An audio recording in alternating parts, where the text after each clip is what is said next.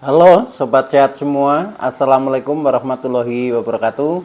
Salam jumpa kembali dengan saya Sugito di channel Berbagi Sehat, channel edukasi dan motivasi seputar asam lambung, GTNC psikosomatis. Berdasarkan pengalaman saya sebagai orang yang pernah mengalami penderitaan asam lambung, GTNC psikosomatis.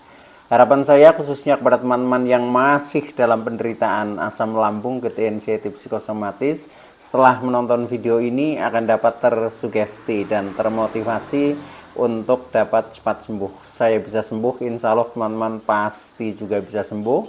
Badai pasti berlalu. Baiklah teman-teman, pada kesempatan kali ini saya akan berbagi seputar asam lambung, GTNC psikosomatis dengan topik pola spiritual untuk pemulihan asam lambung, GTNC psikosomatis. Baiklah teman-teman ya, sebelum saya lanjutkan, tolong yang belum subscribe channel ini, klik subscribe dan loncengnya, supaya teman-teman tidak ketinggalan konten video-video berikutnya. Dan jika suka, klik like, selalu bagikan ke sosial media teman-teman. Semoga bermanfaat buat kita semua. Baik, kita lanjutkan. Jadi topik kita kali ini adalah pola spiritual ya untuk pemulihan asam lambung, GTNC psikosomatis. Teman-teman semua perlu kita sadari bahwa penderitaan asam lambung, GTNC psikosomatis yang disebabkan oleh multifaktor ya, baik itu faktor fisik maupun faktor psikis, dengan sensasi yang sangat beragam ya, mulai dari ujung rambut sampai dengan ujung kaki yang sering kita kenal sebagai 1001 rasa sensasi. Memang sungguh luar biasa, sungguh dahsyat, dan perlu kita tangani dengan bijak agar penderitaan asam lambung, GTNC psikosomatis dapat cepat membaik atau dapat cepat sembuh total. Nah, khusus pada session kali ini saya berbagi kepada teman-teman ya, yaitu sharing dengan topik pola spiritual untuk pemulihan asam lambung ya. Nah, mengapa kita sharingkan hal ini ya? Karena pengalaman yang saya lalui ternyata dari pola spiritual ini ya sangat-sangat sekali membantu ya pemulihan kita sehingga menjadi cepat membaik ya, karena dengan kita istilahnya meningkatkan atau menjaga pola spiritual kita, perasaan kita secara psikis jauh menjadi lebih tenang ya, jauh menjadi lebih percaya diri, bahkan akhirnya bisa mengikis rasa-rasa seperti cemas, takut, khawatir, was-was ya. Semuanya itu akan menghilang karena kita yakin bahwa segala sesuatu yang terjadi ini adalah atas izin Allah ya. Nah, maka dari itu perlu kita jaga ya pola spiritual kita agar tetap menjadi kuat ya jiwa dan raga kita. Nah, baik teman-teman ya, tolong ikuti video ini sampai dengan selesai ya, supaya tidak gagal paham. Dan alangkah baiknya jika teman-teman juga menonton video-video saya yang lain ya, karena di setiap video itu saling berhubungan, saling melengkapi ya. Akhirnya kita menjadi semakin paham secara menyeluruh, secara komplit tentang seputaran gangguan asam lambung, GTNC psikosomatis. Dengan seperti itu maka akan mempermudah kita untuk berikhtiar secara holistik ya, untuk keluar dari jeratan penderitaan asam lambung, GTNC psikosomatis hingga cepat sembuh total. Nah, baik teman-teman ya, kembali kepada tema kita, yaitu tentang pola spiritual ya. Ini sebenarnya ketika kita mengalami suatu kesakitan ya, entah itu sakit apa saja ya, itu sebenarnya bisa ditinjau dari tiga hal ya. Yang pertama itu apakah kita punya masalah fisik ya. Masalah fisik itu contohnya misalkan kita kurang vitamin apa, nah mungkin perlu ditambah dengan itu, atau mungkin pola makan kita yang kurang baik, nah itu perlu diperbaiki ya, atau mungkin fisik kita terluka, berarti kita butuh obat ini itu dan lain sebagainya ya. Nah, itu permasalahan fisik. Tetapi kita bisa merasakan sakit ya, contohnya muncul beberapa sensasi, itu bisa juga dari masalah mental atau masalah pikiran ya, atau masalah psikis kita, jiwa kita, emosi kita, perasaan kita, itu pun bisa menimbulkan sensasi-sensasi yang tidak enak di badan ya, contohnya ketika pikiran kita tegang ya, nah kemudian asam lambung menjadi naik ya, sehingga rasanya menjadi begah, menjadi kembung, menjadi perih, menjadi sembelit dan lain sebagainya ya. Ketika perasaan kita merasa cemas, merasa takut ya, tiba-tiba fisik kita menjadi lemes ya, menjadi gemeteran, bahkan menjadi sempoyongan, keliengan dan lain sebagainya. Nah itu akibat ya, akibat dari faktor contohnya psikis ya. Tetapi bisa juga itu dari faktor spiritual ya. Spiritual artinya kita kehilangan keyakinan ya, kehilangan keyakinan sehingga istilahnya mental kita ini mudah terombang-ambing. Nah akhirnya kita menjadi mengikuti ego ya. Nah ketika kita mengikuti ego, nah kadang seperti itu ya, jadinya kadang menjerumuskan. Nah akhirnya kita menjadi juga merasa tidak nyaman. Tetapi dengan pola spiritual kita kuat ya, istilahnya kita yakin bahwa hidup ini atas izin Allah ya. Nah, maka termasuk ketika kita mengalami sehat, mengalami sakit dan lain sebagainya, itu adalah atas kehendak Allah. Nah, dengan seperti itu ya, yang bisa istilahnya memberikan pencerahan, memberikan bahkan kesembuhan, itu ketika kita mendekat melalui pola spiritual. Nah, dengan kita semakin memahami pola spiritual kita, maka perasaan kita yang tadinya mudah cemas, mudah takut, itu menjadi menghilang, tidak takut lagi. Karena apa? Karena kita sudah bersandar kepada yang maha kuasa ya, yaitu Tuhan Allah Subhanahu wa Ta'ala ya. Ketika kita sudah bersandar bahwa kita ini diciptakan, kemudian kita dilindungi, bahkan kita diberi kasih sayangnya yang luar biasa ya, pasti tidak akan memberikan penderitaan. Kalau pun itu kita memandang kita diberi penderitaan, itu hanya sebatas untuk pembelajaran kita supaya kita mengenali ini loh rasanya orang sakit seperti ini. Itu seperti itu ya kalau kita sadari secara spiritual. Tetapi ujung-ujungnya ini adalah mendewasakan diri kita ya, mendewasakan diri kita supaya kita menjadi lebih dewasa ya, menjadi lebih paham dengan dualitas yang ada di dunia ini ya. Jadi semuanya harus kita alami. Nah setelah itu nanti kita lewat ya masa-masa itu, nah kemudian kita menuju ke kebahagiaan. Nah maka dari itu buat teman-teman yang masih mengalami penderitaan asam lambung, gejala sensitif psikosomatis, tidak perlu kecil hati ya, apalagi putus asa, insya Allah pasti sembuh teman-teman. Yang penting pertama kita bisa menerima keadaan ini dengan ikhlas ya, kemudian kita jalani proses dengan sabar ya, kemudian tetap kita syukuri walaupun kondisinya mungkin belum sembuh total ya, contohnya masih banyak rasa-rasa, entah itu yang kepala berat, yang pusing-pusing, yang keliengan, yang mungkin badan tidak nyaman, yang mungkin perut masih kadang terasa panas ya, jalan saja sempoyongan dan lain sebagainya. Nah itu kita harus bersabar untuk mengatasi itu, dan kita sadar ya, sadar itu artinya kita mampu melihat kekurangan diri kita dan berani memperbaiki kekurangan diri kita. Nah nanti akhirnya akan kita temukan dan akhirnya kita akan berangsur-angsur menjadi sembuh. Nah salah satu caranya adalah dengan pendekatan spiritual atau pola spiritual yang kita pahami, sehingga dengan kita paham saja nanti kita sudah merasa tenang. Itu seperti itu pengalaman yang saya praktekkan, itu seperti itu. Maka buat teman-teman ya, ketika sudah memahami, nah tolong praktekannya. Jadi nanti kita akan berubah dengan sendirinya ketika kita sudah melalui proses atau kita sudah mempraktekkan tip-tip ya, tip-tip apa yang sering saya sharingkan. Nah itu nanti akan dengan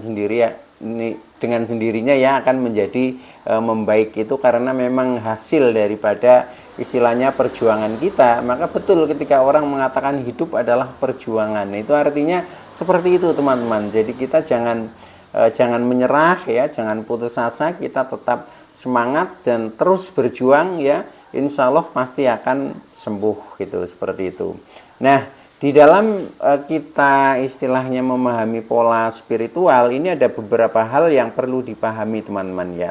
Perlu dipahami, yang pertama adalah apa itu spiritual ya. Jadi spiritual adalah keyakinan kita ya, keyakinan kita kepada yang maha kuasa, yaitu Tuhan Allah Subhanahu wa Ta'ala ya. Karena dengan kita yakin, nah berarti kita sudah bisa bersandar ya, bersandar kepada Allah Subhanahu wa Ta'ala ketika kita masih dihantam beberapa sensasi ya, apalagi ada sensasi takut ya, cemas. Nah itu nanti akan menghilang. Jadi kalau ketakutan ya, contohnya dulu ya, saya itu berpikiran bahwa takut itu hanya satu, yaitu takut kepada Allah Subhanahu wa Ta'ala saja. Nah ketika kita takutnya hanya satu, yaitu hanya kepada Tuhan ya, nah itu maka kepada hal-hal yang lain itu tidak ada yang ditakutkan ya. Ngapain kita takut, wong kita sudah dijaga kok, sudah dijaga oleh Tuhan sendiri. Itu seperti itu. Nah itu selalu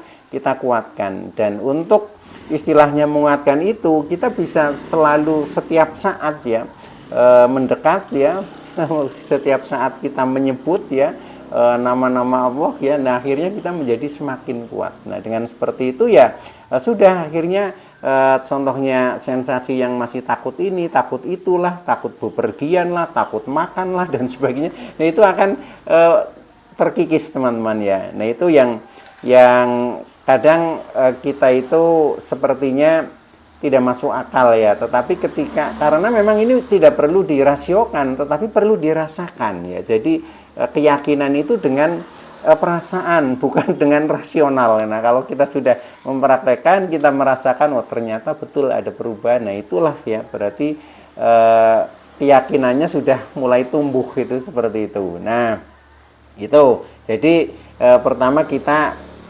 istilahnya menjalankan spiritual ya. Mungkin semuanya juga sudah ya, karena apa? Karena ya di setiap orang itu kan punya keyakinan, kemudian punya agama. Nah itu artinya sudah menjalankan spiritual teman-teman. Cuma kadang kita kesadaran kita yang kadang masih agak kurang, itu seperti itu. Nah ini tolong untuk fokuskan lagi ke hal itu ya, sehingga nanti semua sensasi, semua keluhan dan sebagainya kita pasrahkan kepada ya Tuhan Allah Subhanahu wa Ta'ala ya, karena itu semua juga pemberian dari Tuhan sebagai ujian kepada kita. Maka ketika kita sudah tidak mampu ya, atau kita merasa keberatan ya, sudah kita pasrahkan lagi. Itu otomatis nanti kita akan dicabut ya ujian-ujian itu, dan akhirnya kita akan diangkat penyakitnya, dan akhirnya kita menjadi mudah sembuh. Itu seperti itu teman-teman. Nah itu yang pertama ya, jadi kita paham tentang berspiritual. Nah kemudian yang kedua, untuk mempermudah kita ya meyakini tentang spiritual, yaitu kita kadang sering bingung juga ya, apa itu Tuhan ya, apa itu Tuhan atau Allah ya. Kita tahu memang ya Tuhan itu Maha Pencipta, Tuhan itu Maha Kuasa ya, Tuhan itu Maha Besar ya, Tuhan itu Esa, Tuhan itu penuh dengan kasih dan sayang, itu seperti itu. Tetapi kadang masih kita agak ragu, atau mungkin masih kita agak bingung, Tuhan ada di mana. Nah gitu kadang kan bingung, Tuhan itu ada di mana-mana misalkan itu. Tapi kita kadang pemahaman kita sulit. Nah saya punya pemahaman yang menurut saya itu paling mudah ya, dan paling rasional ya. Jadi sehingga saya menjadi jauh lebih mantap ya, lebih mantap itu seperti ini. Jadi apa itu Tuhan ya, atau Allah ya? Tuhan adalah kecerdasan semesta tak terbatas yang berdiam di setiap ruang kosong. Nah, ruang kosong yang terkecil itu adalah contohnya atom ya. Atom itu ada di mana-mana, termasuk di dalam diri kita. Nah, di setiap ruang kosong itu, disitulah berdiam percikan Tuhan ya. Nah maka di dalam diri kita juga ada percikan Tuhan ya, karena Tuhan itu adalah kecerdasan semesta tak terbatas. Nah Tuhan yang ada di dalam diri kita, percikannya itu berupa sang jiwa atau sang ruh kita ya, atau sang hidup, sehingga kita menjadi hidup. Nah, itu karena ada percikan Tuhan ya, percikan Tuhan yaitu sebagai sang jiwa. Nah, dengan kita memahami seperti itu, maka Tuhan itu ada di mana-mana, itu kita akan mudah ya, akan mudah menelaahnya. Jadi Tuhan ada di mana-mana ya, kemanapun ya kamu menghadap, itulah wajah Tuhan ya. Karena di mana-mana itu ada atom ya. Di mana-mana kalau itu berupa makhluk hidup, itu adalah ciptaan Tuhan. Jadi kita juga bisa mengenal Tuhan lewat ciptaan-ciptaannya ya. Dan di setiap ciptaan itu ada percikan Tuhan, maka termasuk di dalam diri kita itu juga ada percikan Tuhan yang berdiam sebagai sang ruh atau sebagai jiwa kita. Nah, itu. Nah, kemudian ketika kita sudah memahami seperti itu ya, maka langkah selanjutnya yang perlu kita pahami ya, supaya kita nanti menjadi semakin kuat secara spiritual, secara mental ya, secara pikiran kita ya. Nah, itu kita harus bisa mengenal diri sendiri ya. Karena dengan mengenal diri sendiri, ini nanti akan mengenal Tuhanmu ya. Jadi barang siapa mengenal diri sendiri, maka akan mengenal Tuhannya ya. Tetapi sebaliknya, ketika kita tidak mengenal diri kita sendiri itu siapa, diri kita sendiri itu apa, nah itu kita juga masih bingung untuk mendefinisikan itu Tuhan ya, karena Tuhan adalah ada yang mengatakan itu konsep ya, tetapi setiap orang kan konsepnya berbeda-beda ya. Itu seperti itu. Nah, maka dari itu kita harus mengenal diri kita sendiri. Nah, mengenal diri kita sendiri mulai dari yang terkecil, katakanlah mulai dari saat penciptaan ya. Jadi Tuhan sebagai kecerdasan semesta tak terbatas ya, dalam usahanya yaitu berubah menjadi energi ya. Energi mewujud menjadi materi. Nah, materi termasuk tubuh kita ini kan materi ya. Jadi sebelum menjadi materi ini dari energi dulu ya. Energi itu sumbernya adalah kecerdasan semesta tak terbatas. Nah, dari kecerdasan itu berevolusi menjadi energi. Contohnya menjadi energi cinta antara orang tua kita ya, bapak dan ibu kita. Nah, kemudian berproses akhirnya menjadi materi, yaitu lahirlah kita. Nah, itu kalau kita melihat diri kita dari segi penciptaan ya, dan kita ada, kemudian nanti jangka waktu mungkin berapa tahun, ketika usia kita sudah habis ya kita akan meninggal. Nah, di saat kita dari tidak ada menjadi ada, nah ini sebenarnya sumbernya dari Tuhan itu sendiri ya. Jadi Tuhan sendiri yang istilahnya dalam kemampuannya merubah menjadi energi, contohnya energi cinta ya, yaitu ke orang tua kita, kemudian berproses lahirlah kita, itu seperti itu. Maka kita adalah sejatinya dari Tuhan ya, dan nanti kalau sudah meninggal itu kembali kepada Tuhan lagi ya. Jadi istilahnya kalau di Jawa itu sangkan paraning dumadi ya, itu seperti itu.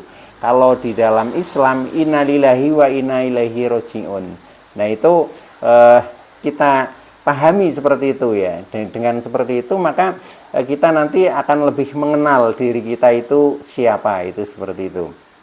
Nah, diri kita ketika kita sudah lahir ya, sudah istilahnya menjadi manusia lah.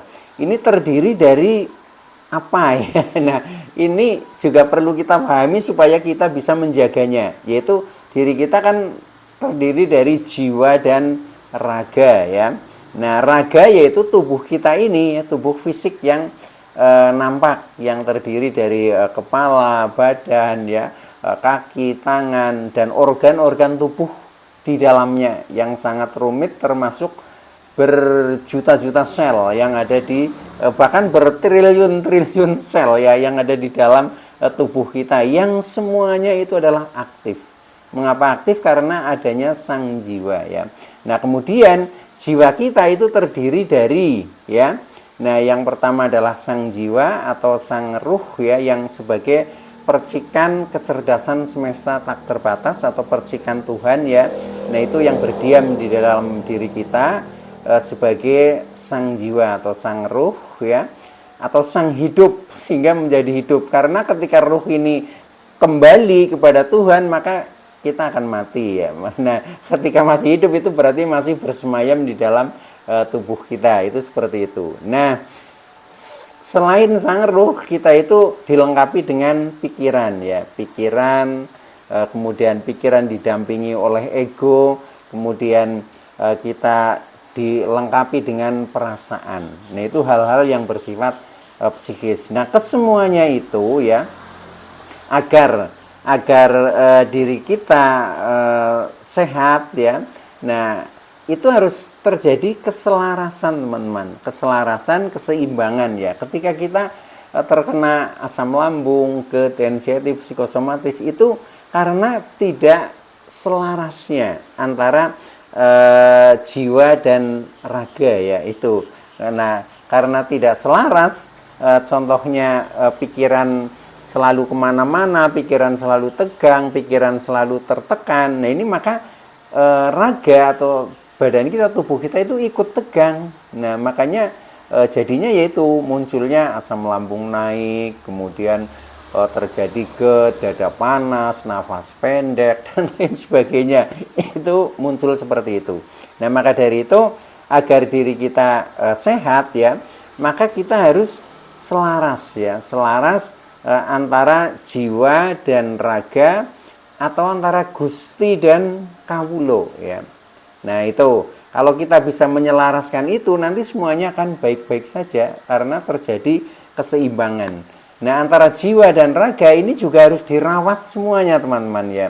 Contohnya kita merawat jiwa kita ya, itu dengan pencerahan, dengan pengetahuan yang baik, dengan etika yang baik. Nah, itu namanya kita merawat jiwa ya, mengikuti istilahnya ritual-ritual mungkin keagamaan itu dalam rangka menenangkan jiwa.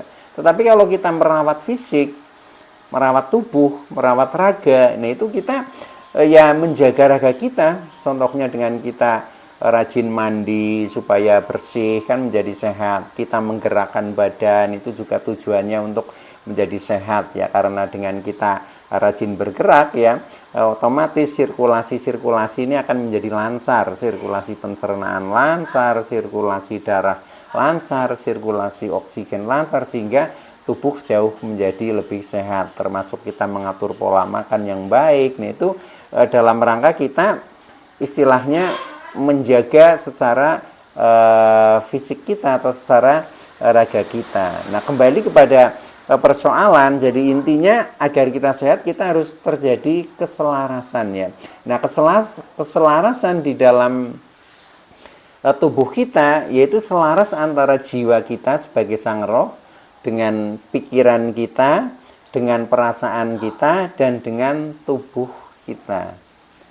Sehingga kalau semuanya itu selaras, serasi, seimbang, akhirnya menjadi damai, munculnya itu damai. Nah, dengan seperti itu maka kita ya akan menjadi baik-baik saja. Itu.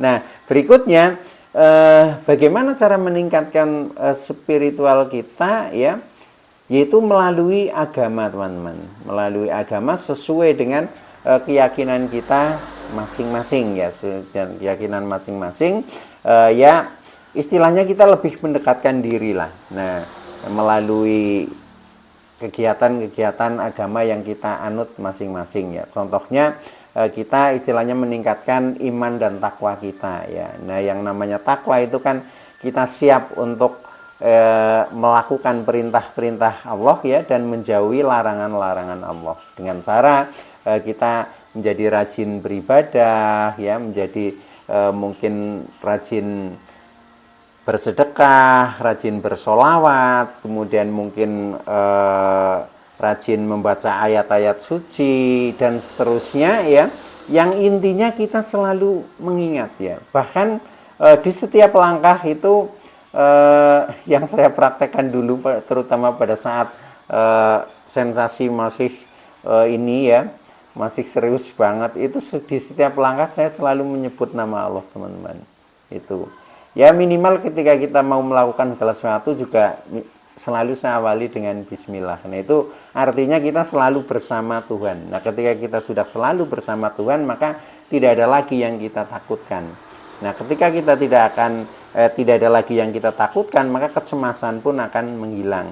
Kecemasan akan menghilang, asam lambung kita akan normal. Ya asam lambung kita normal, ya sudah, kita menjadi baik-baik saja. Nah ini dilihat dari segi spiritualnya. Maka dari itu silahkan teman-teman ya bisa dicoba lah, dipraktekkan. Kita lebih meningkatkan kajian-kajian spiritual. Insya Allah ini akan sangat-sangat mendukung untuk pemulihan asam lambung ketensiatif psikosomatis.